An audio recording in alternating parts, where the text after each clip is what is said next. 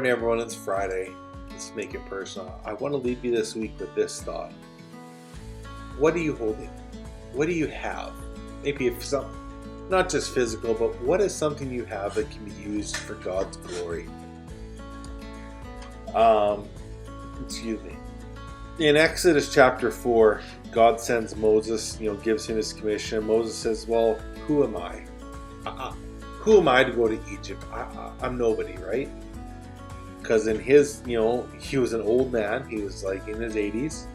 He had been tending sheep for 40 years, and the last time he was in Egypt, he was a convicted murderer, so he wasn't looking to go back there. He says, well, God, why me? And God says, what do you have in your hand, Moses?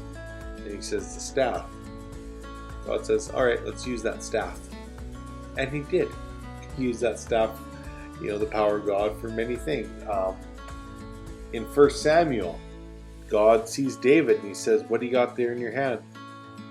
It was a child's toy, a slingshot, a sling. Okay, we'll use that. It's not about a specific object. It's not about a specific talent. It's about, what do you have? Are you willing to say to God, here, use it? One of the most under-celebrated characters in the Bible for me is the boy with the loaves and fishes. Was it 2 loaves and 3 fishes, or 3 loaves and 2 fishes, whichever it was, 5 loaves. But there was 5,000 men, plus their wives and children, and they were all hungry. And the disciples found this small boy who had come to them and said, I have something, can you use it? This boy knew there was a need.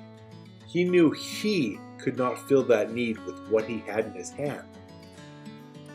But he walked through the crowd, turned over what he had to God, and God multiplied it to feed a multitude. Whenever you see a need, whenever you see something that needs done, don't look at what you have as insignificant. Look at what you have and say, God, what can you do with this? It's yours. Because that's what it comes down to. Turning it over to God. Turning yourself over to God. Watching Him multiply you to feed multitudes. God bless you guys.